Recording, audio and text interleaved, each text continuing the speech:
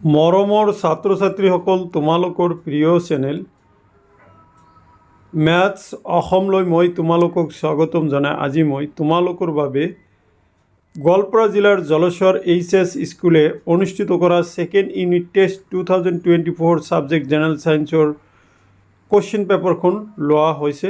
এই কুৱেশ্যন পেপাৰখন হ'ল ক্লাছ 10ৰ।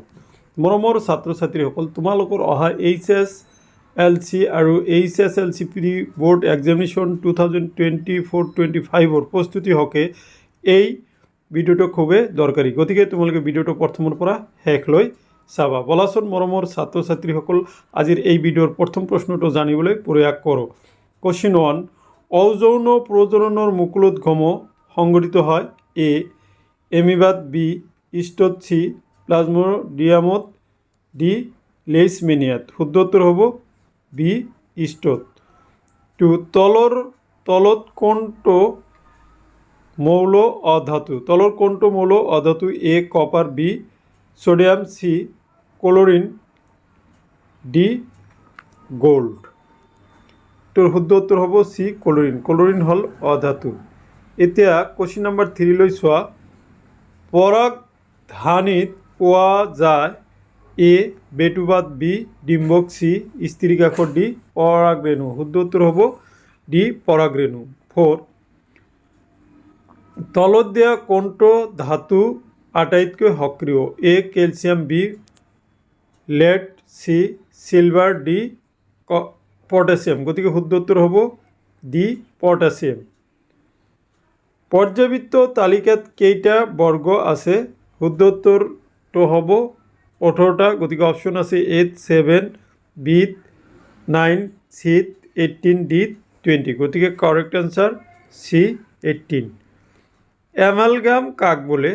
এ iron, B magnesium, C zinc, D পাৰা। শুদ্ধ উত্তৰ হ'ব ডি পাৰা। তাৰপিছত মই তোমালোকৰ আগত 7 নম্বৰ প্ৰশ্নটো লৈছোঁ। তলত দিয়া কোনটো মানুহৰ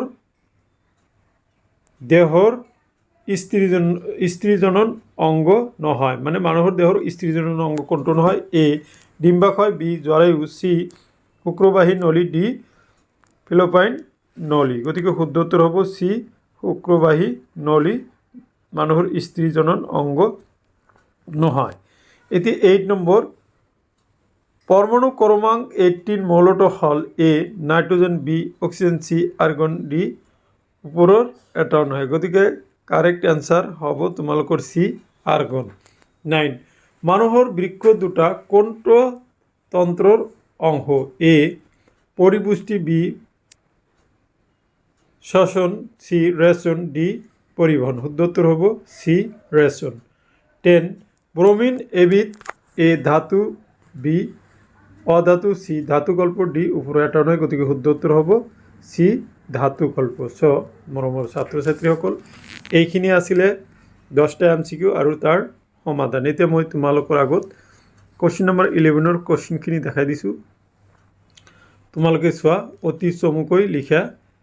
2 মূল্যাংকৰ প্ৰশ্ন দিছে। ইয়াতে দিছে তোমাৰ কন্যাকাল বা যৌৱনকাল কাক বোলে? প্লেচেণ্টা কাক বোলে? বেক্টেৰিয়াৰ দ্বাৰা হোৱা দুটা যৌন ৰোগৰ নাম দিছে, তোমালোকে চাই লোৱা।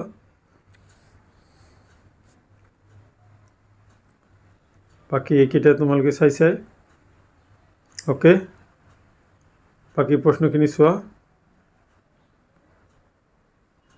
ইজি প্ৰশ্ন, নিশ্চয় তোমালোকে পাৰিছা বা পাৰিবা।